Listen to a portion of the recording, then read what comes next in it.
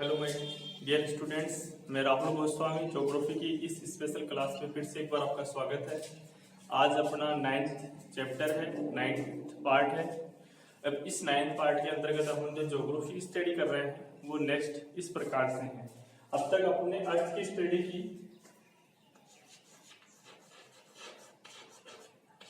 अर्थ का मतलब होता है आपकी पृथ्वी। इसकी स्टडी की और इसके बारे में अपने जानकारी प्राप्त की। देखिए, जितने भी एशियन टाइम के जो ज्योग्राफर हुए, यूनानी ज्योग्राफर हुए, रोमन ज्योग्राफर्स हुए, उन्होंने जो टोटल स्टडी करवाई है वो टोटल स्टडी अब तक आपके पास में फिजिकल ज्योग्राफी के बारे में ही करवाई थी। बट बात ये आ जाती है कि विदाउट ह्यूमन फिजिकल का क्या इंपॉर्टेंस रह जाता है। तो ऐसी स्थिति में यूनानी ज्योग्राफर्स में स्ट्रेबो एक ऐसा ज्योग्राफर हुआ जिसने इस ज्योग्राफी के अंदर क्या किया, परिवर्तन कर दिया और एक नया सेशन लेकर आए। और उन्होंने कहा कि ज्योग्राफी का जो रिलेशन है ओनली फिजिकल पार्ट्स का स्टडी करना ही नहीं है। इसके अंतर्गत अपन ज्योग्राफी के इस पार्ट के अंतर्गत अपन फिजिकल यानी भौतिक भूगोल का ही अध्ययन नहीं करते हैं। इसके अंतर्गत ह्यूमन पार्टिकल्स का भी अध्ययन किया जाता है। ह्यूमन पार्टिकल्स का मतलब हो गया मानव से संबंधित जो तत्व है उनका भी अध्ययन किया जाता है। तो देखिए, थोड़ा सा मैं इसको वापस बेसिक पार्ट पर लेकर आ रहा हूं, समझिए इसको। ये देखिए, पहले आपके पास में जो ज्योग्राफी की स्टडी की जा रही थी तो उसके अंतर्गत ये समझाया जा रहा था कि जो कुछ है वो फिजिकल पार्ट से, जो डेफिनेशन दी गई अर्थ से रिलेटेड कि जियोग्राफी का जो रिलेशन है, वर्ड है, वो टू पार्ट्स से रिलेटेड रिलेशन रखता है। तो एक वर्ड आपके पास में जियो बना, दूसरा आपके पास ग्राफी बना। जियो पृथ्वी, अर्थ, और ग्राफी का स्टडी या वर्णन करना था। तो पृथ्वी का वर्णन करना ही गोल था।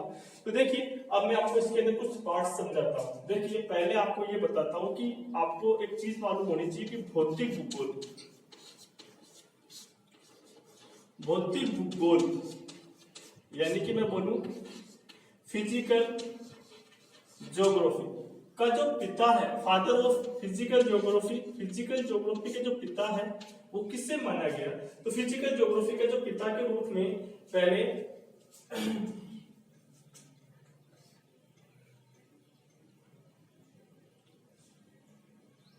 पोस्टोडोनियस को माना गया।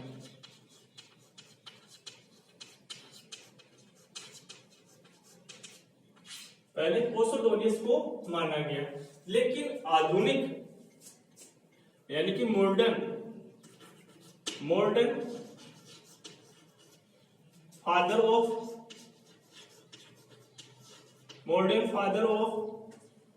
फिजिकल ज्योग्राफी, तो आधुनिक भौतिक भूगोल के पिता, आधुनिक भौतिक भूगोल के पिता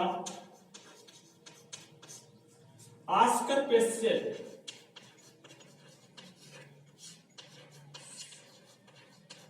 को माना जाता है। तो देखिए, मैं आपको बताना चाह रहा हूं कि आपके पास में फिजिकल ज्योग्राफी का अंतर्गत में स्टडी करवा रहा हूं। फिजिकल ज्योग्राफी क्या है कि फिजिकल ज्योग्राफी में भौतिक यानी फिजिकल पार्ट्स की स्टडी करवाना होता है। और इस फिजिकल पार्ट्स की स्टडी करने में सबसे पहले जो भूमिका निभाई वो पोस्टोडोनियस ने निभाई, और इसलिए इन्हें प्राचीन एशियन यानी कि एशियन टाइम में फिजिकल ज्योग्राफी के फादर के रूप में जाना जाता था। लेकिन मॉडर्न आधुनिक युग की जो आपके पास में फादर है, कौन से फिजिकल ज्योग्राफी के, वो आपके पास में कौन है? Oscar pastel. तो इस प्रकार आपके पास में कुछ फादर्स है, उनके बारे में मैं फिजिकल पार्ट्स के फादर्स के बारे में आपको जानकारी कराऊंगा। तो देखिए, नेक्स्ट आपके पास में आपको जानकारी होनी चाहिए भू आकृति विज्ञान, जियोमॉर्फोलॉजी, भू आकृति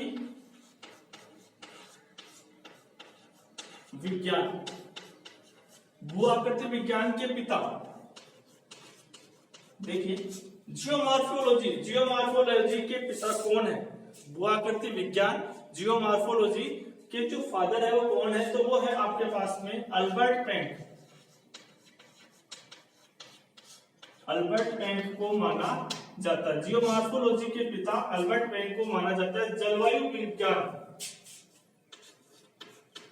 जलवायु विज्ञान के पिता। तो जलवायु विज्ञान का मतलब क्या हो जाएगा? क्लाइमेटोलॉजी। फादर ऑफ क्लाइमेटोलॉजी कौन कहलाएंगे? तो जलवायु विज्ञान के पिता आपके पास में कौन है? हम्बोल्ट। जलवायु विज्ञान के पिता के रूप में हम्बोल्ट को माना जाता है। तो वनस्पति विज्ञान,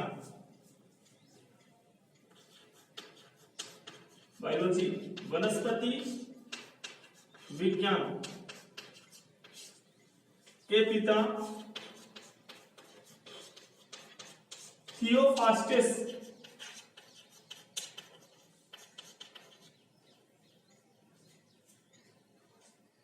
थियोफास्टस को माना जाता है।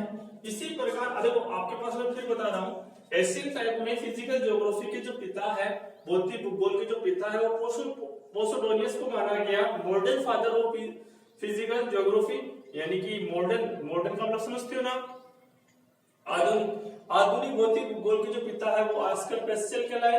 भू आकृति विज्ञान के पिता अल्बर्ट पेन कहलाए। भू आकृति जियोमॉर्फोलॉजी, भू आकृति का मतलब इंग्लिश में बोलते हैं जियोमॉर्फोलॉजी, जियोमॉर्फोलॉजी के जो पिता है वो अल्बर्ट पेन है। इसी प्रकार आपके पास में क्लाइमेटोलॉजी जो आपके पिता है वो आपके पास हम्बोल्ट है। इनकी एक पुस्तक है, बहुत ही फेमस पुस्तक है, कॉस्मोस।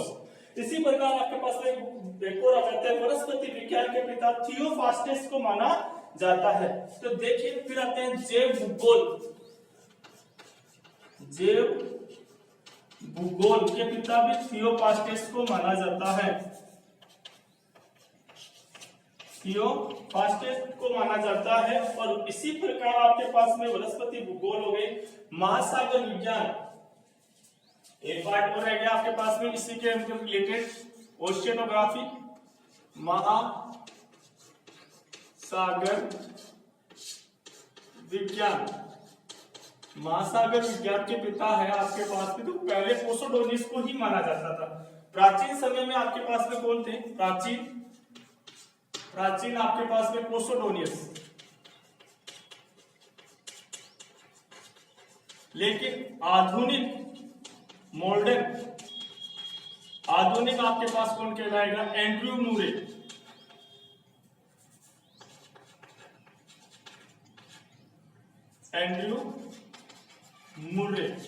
एंड्रयू मूरे ये आपके आधुनिक महासागर विज्ञान या ओशियनोग्राफी के पिता कहलाते हैं। अब देखिए ये जो पार्ट्स की जो स्टडी करवाई गई है वो आपके फिजिकल ज्योग्राफी के अंतर्गत पार्ट सम्मिलित किए गए। ये सारे जो पार्ट है वो फिजिकल ज्योग्राफी के हैं।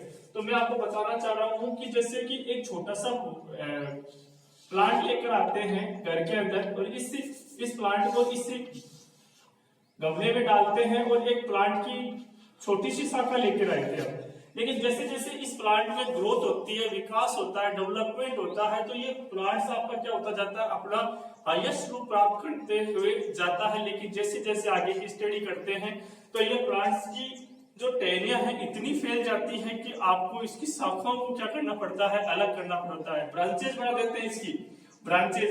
तो आपके पास में जितनी भी ब्रांचेज है वो फिजिकल ज्योग्राफी की है, फिजिकल यानी भौतिक भूगोल की है। तो भौतिक भूगोल के पिता प्राचीन थे पोसिडोनियस, मॉडर्न पिता है ऑस्कर पेस्टेल। भू आकृति विज्ञान ये भी इसी की एक शाखा है, अल्बर्ट पेन। जलवायु विज्ञान के पिता हम्बोल्ट। वनस्पति विज्ञान के थियोफास्टस, जैव भूगोल थियोफास्टस। और महासागर विज्ञान ओशियनोग्राफी के जो पिता है वो आपके पास में कौन है? पोसिडोनियस प्राचीन थे, लेकिन अभी आधुनिक कौन है? एंड्रयू मूरे। लेकिन एक और पार्ट हो जाता है इसके अंतर्गत भूमापन विज्ञान, भूमापन विज्ञान। इसके पिता भूमापन विज्ञान के पिता कौन है? तो इसके पिता आपके पास में है एनेक्सिमेंडर।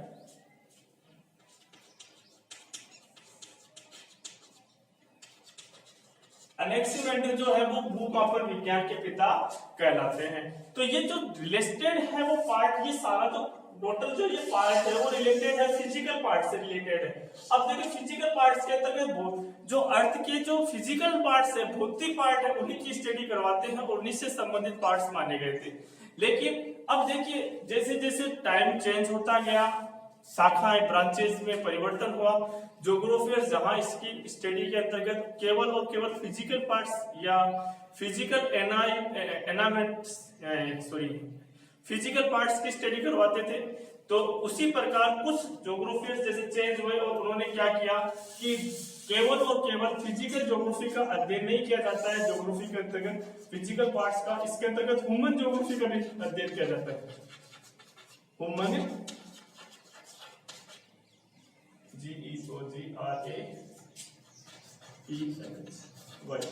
ह्यूमन ज्योग्राफी की स्टडी करवाई जाती है। तो देखिए यहाँ केवल किसका अध्ययन किया जाता था, फिजिकल ज्योग्राफी की स्टडी कराई जाती थी। लेकिन यहाँ आपके पास में अब बोला गया 18th सेंचुरी यानी कि 18वीं शताब्दी के अंतर्गत आपके पास में रिलेशन चेंज किया गया और कहा गया कि जो भौतिक भूगोल का अध्ययन करना ही भूगोल नहीं है, इसके अंतर्गत आपको किसको इंक्लूड करना पड़ेगा, ह्यूमन को। ह्यूमन यानी आपका ह्यूमन का रिलेशन होता है मानव से, ह्यूमन की स्टडी का मतलब हो गया मानव से। देखिए फिजिकल पार्ट्स जो एनालिसिस है, फिजिकल एनालिसिस है, इसकी स्टडी करना क्या इंपोर्टेंस रहेगा, इसके लिए आपको क्या करना पड़ेगा, फिजिकल पार्ट्स किसके लिए इंपोर्टेंस होंगे, ह्यूमन के लिए होंगे, ह्यूमन ही तो इसका उपयोग करेगा। तो नेक्स्ट जो अवधारणा आती है, अवधारणा ये बोलती है कि केवल और केवल फिजिकल पार्ट्स की स्टडी नहीं की जाती है ह्यूमन के ज्योग्राफी के अंतर्गत, इसके अंतर्गत ह्यूमन पार्ट्स की भी स्टडी की जाती है। 18वीं शताब्दी में इसी ब्रांचेस से, इस ब्रांचेस के 2 पार्ट्स हो गए, मेन भूगोल के 2 पार्ट्स हुए, एक तो फिजिकल ज्योग्राफी हो गई और एक हो गई ह्यूमन ज्योग्राफी। अब ह्यूमन ज्योग्राफी के अंतर्गत क्या कहा गया, ह्यूमन ज्योग्राफी के अंतर्गत ये कहा गया कि केवल और केवल आपके पास फिजिकल एनालिसिस, फिजिकल पार्ट्स का एनालिसिस नहीं किया जाता है, इसके अंतर्गत आपको ह्यूमन का भी एनालिसिस करना पड़ेगा। तो इसके अंदर क्या समझाया गया, पहले तो इसको समझिए कि जो फिजिकल पार्ट है, फिजिकल पार्ट और जो ह्यूमन एक्टिविटीज,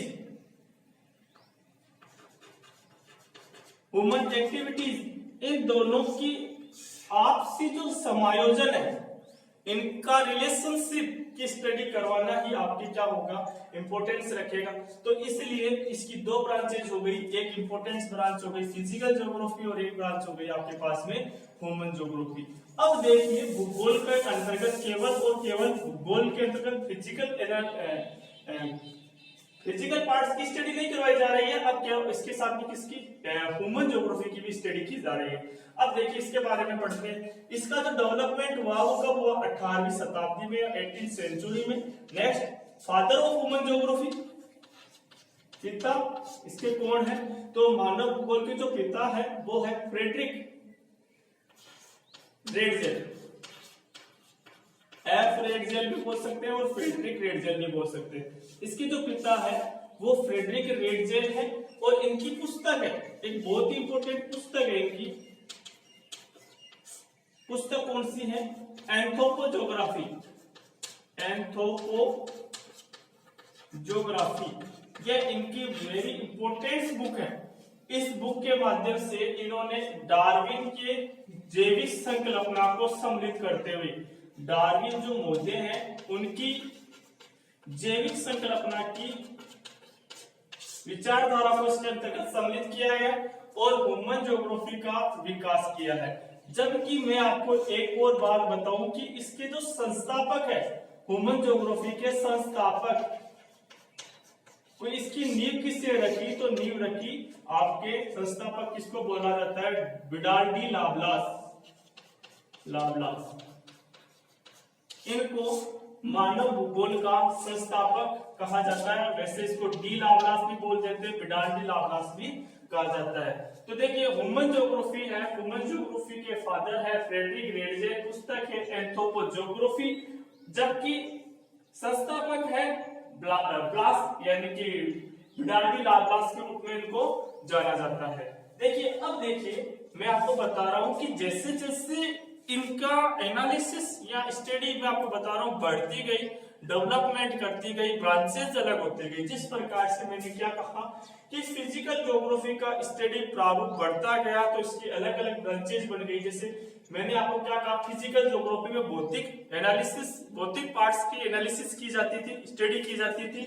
लेकिन जैसे जैसे इसका डेवलपमेंट हुआ, विस्तार हुआ, विकास हुआ, तो विकास होने के कारण इसकी कई ब्रांचेस बन गई, शाखाएं बन गई। जैसे मैंने आपको एक बार ब्रांच बताई, जैसे भू आकृति विज्ञान। भू आकृति विज्ञान का मतलब हो गया जियोमॉर्फोलॉजी, जियोमॉर्फोलॉजी भी इसकी ब्रांचेस है। इसी प्रकार जलवायु विज्ञान, जलवायु विज्ञान इसकी ब्रांचेस है। वनस्पति विज्ञान, जैव भूगोल यानी कि भूवापर विज्ञान, ओशियनोग्राफी, ये सारी जो फिजिकल एनालिसिस है, फिजिकल पार्ट्स है, उनकी जो ब्रांचेस बनी। उसी प्रकार ह्यूमन ज्योग्राफी की भी कुछ क्या हुए, ब्रांचेस बने। ब्रांचेस का मतलब हो गए आपके पास में ब्रांचेस का रिलेशन किससे संबंधित माना गया है, ब्रांचेस, शाखा, कि जैसे जैसे पार्ट इस भूगोल का विकास हुआ, इसकी शाखाएं आपके पास में क्या है क्या नहीं है। अब देखिए मैंने आपको बताया कि इसके पिता ने वगैरह के बारे में स्टडी कर ली ह्यूमन ज्योग्राफी की। तो अब देखिए इसको मैं आगे स्टडी करवाता हूँ। अब इसका क्या हुआ कि आपने वही बात की कि वृक्ष लेकर आए और उस वृक्ष का जो छोटा सा वृक्ष लाए थे, धीरे धीरे उसने इतना डेवलपमेंट किया कि उसकी बहुत सारी ब्रांचेज हो गई, शाखाएं बन गई। तो उसी प्रकार जिस प्रकार से फिजिकल ज्योग्राफी की ब्रांचेज बनी, उसी प्रकार आपके पास ह्यूमन ज्योग्राफी की भी ब्रांचेज बनी। अब ह्यूमन ज्योग्राफी से कौन कौन सी ब्रांचेज बनकर आ रही है तो उसको समझिए। तो ह्यूमन ज्योग्राफी के अंतर्गत एक ब्रांच बनी आपके पास में प्रजाति भूगोल, प्रजाति भूगोल एक ब्रांच बनी। एक ब्रांच आपके पास बनी कृषि भूगोल, एक ब्रांच आपके बनी आर्थिक भूगोल,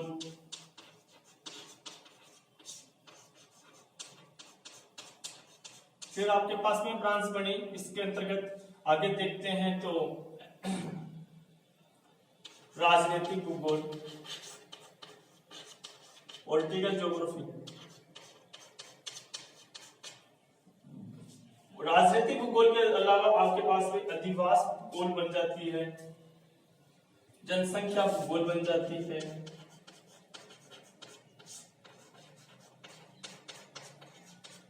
जनसंख्या भूगोल, अधिवास भूगोल। तो देखिए जिस प्रकार मैंने आपको बताया कि फिजिकल ज्योग्राफी ने डेवलपमेंट किया, विकास किया, उसी प्रकार ह्यूमन ज्योग्राफी ने भी क्या किया, अपने स्तर पर डेवलपमेंट किया, विकास किया। तो विकास का प्रारूप यह हुआ कि इसकी भी अनेक ब्रांचेज बन गई, प्रजाति भूगोल बन गई, कृषि भूगोल बन गई, आर्थिक भूगोल बन गई, राजनीतिक भूगोल बन गई, जनसंख्या भूगोल बन गई। तो इसी प्रकार अधिवास भूगोल के रूप में इसका विकास हुआ। अब देखिए सबसे पहले मैं बता रहा हूं कि प्रजाति भूगोल के पिता रेशियल ज्योग्राफी। देखो एक तो होती है ट्राइब्स, होती है, ट्राइब्स का मतलब होता है जनजाति, रेस यानी हो जाती है प्रजाति। तो आपके रेस जो है उसकी रेशियल जो है उसकी प्रजाति भूगोल के जो पिता है वो कौन है, ब्लूमेंबर्ग।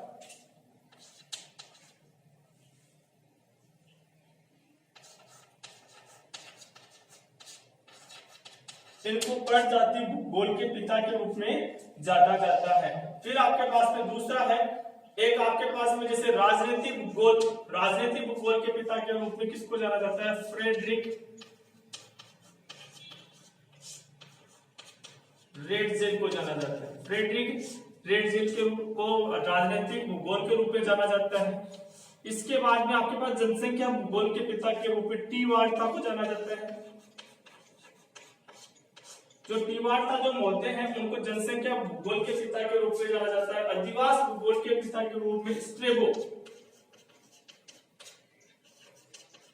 स्ट्रेबो जो है आपके अधिवास भूगोल के रूप में पिता के रूप में जाने जाते हैं। कृषि भूगोल के रूप के अंतर्गत आपके पास किसको जाना जाएगा, आर्थर यंग।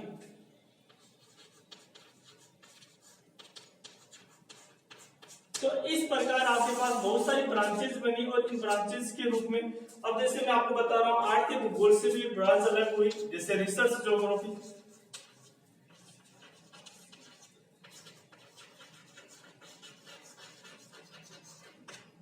जिसका तो देखिए बेटा, आपके पास मैंने क्या बताया, प्रजाति भूगोल के पिता के रूप में ब्लूमेन बंक को जाना जाता है। कृषि भूगोल के पिता आर्थर यंग है। आर्थिक भूगोल इकोनॉमिक्स ज्योग्राफी, इससे शाखा ब्रांचेज अलग हुई। रिसर्च ज्योग्राफी जिसको बोलते हैं संसाधन भूगोल। इसी प्रकार राजनीतिक भूगोल के पिता है फ्रेडरिक रेडजे। जनसंख्या भूगोल के पिता है टी वार्ता। अधिवास भूगोल के जो पिता है स्ट्रेबो। तो इसी प्रकार एक सांस्कृतिक भूगोल शब्द का प्रयोग भी किया गया। सांस्कृतिक कल्चर ज्योग्राफी, सांस्कृतिक भूगोल के रूप में भी विकास किया गया। और सांस्कृतिक भूगोल शब्द का जो प्रयोग किया सांस्कृतिक, जो आपके पास में तो कार्ल ओ सावर,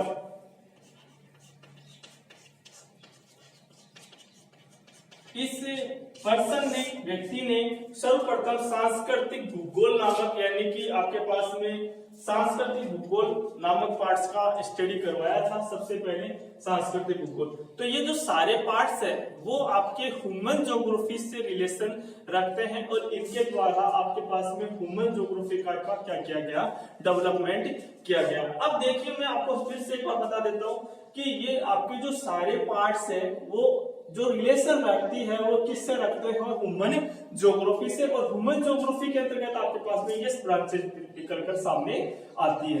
अब पॉपुलेशन ज्योग्राफी होती है, जैसे जनसंख्या भूगोल। जनसंख्या भूगोल के पिता कौन है, टी वार्टन। अब देखिए इसको समझ कैसे, देखो प्रजाति का मतलब होते हैं रेसिस समझते हो ना। जैसे एक तो ट्राइब्स होती है, ट्राइब्स यानी जनजाति, एक होती है प्रजाति। जनजाति अलग वर्ड है और प्रजाति अलग वर्ड है। जैसे जनजाति तो क्या होती है, जैसे बहुत सारी जनजाति है, जैसे एस्किमो है, बुशमैन है, पिग्मी है। तो इसी प्रकार इनका जो रिलेशन है वो किस प्रजाति से है, किस प्रजाति का मतलब कैसे इनकी जो शारीरिक संरचना है, फिजिकल अलाइनमेंट्स जो है वो किस प्रकार के हैं, उससे संबंधित जो इसकी स्टडी करवाते हैं वो आपकी रेसेस कहलाती है, जो प्रजाति कहलाती है। तो प्रजाति के अंतर्गत आपने मैंने बताया जैसे निग्रेटो है, ऐसे आपके पास बहुत सारी प्रजातियां होती है। जब आगे चैप्टर्स पढ़ेंगे तो इसके मतलब आपको इन प्रजातियों का स्टडी करेंगे।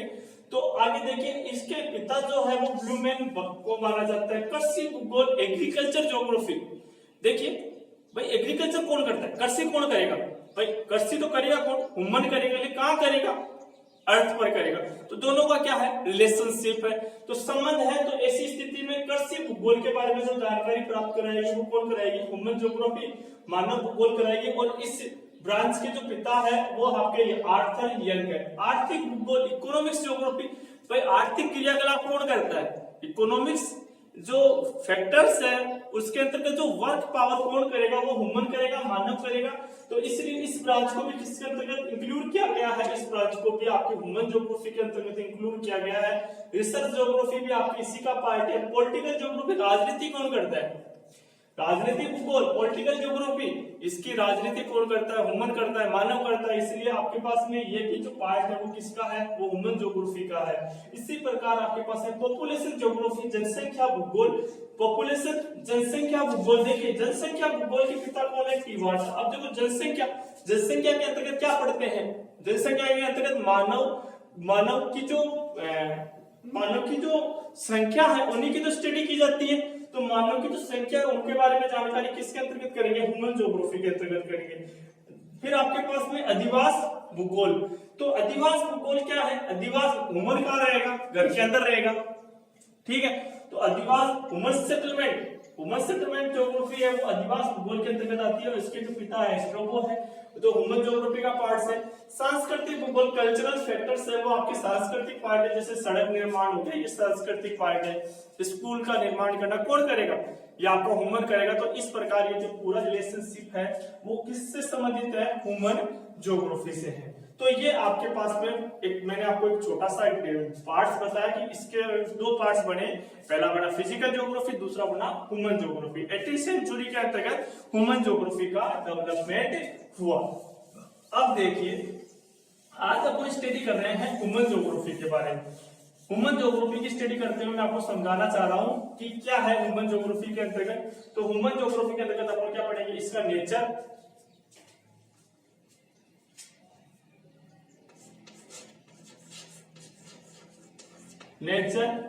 एंड स्कोप, ह्यूमन ज्योग्राफी का नेचर एंड स्कोप। तो देखिए 2 ब्रांचेस थी, मैंने आपको बताई 2 ब्रांचेस।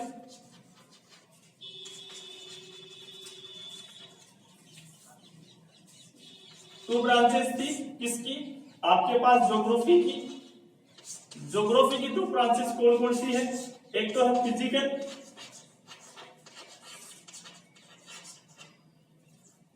एक तो फिजिकल ज्योग्राफी है, और एक आपके पास में है ह्यूमन ज्योग्राफी। इनकी स्टडी करना है। अब देखिए इन दोनों का डेवलपमेंट, मैंने आपको कहा ह्यूमन ज्योग्राफी का जो डेवलपमेंट हुआ वो कब हुआ, ह्यूमन ज्योग्राफी का डेवलपमेंट माना गया 18th सेंचुरी, शताब्दी 18वीं शताब्दी के अंतर्गत मानव भूगोल का विकास माना जाता है। अब मानव भूगोल की स्टडी, इसके अंतर्गत किसकी स्टडी की जाती है, स्टडी तो की जाएगी ह्यूमन, यानी कि मानव की स्टडी की जाएगी इस ह्यूमन ज्योग्राफी के अंतर्गत। अब मानव की स्टडी की जाएगी तो क्या समझाना पड़ेगा इसके अंतर्गत, तो इसके अंतर्गत मानव का पर्यावरण, एनवायरमेंट जो है उसके साथ संबंधों का अध्ययन,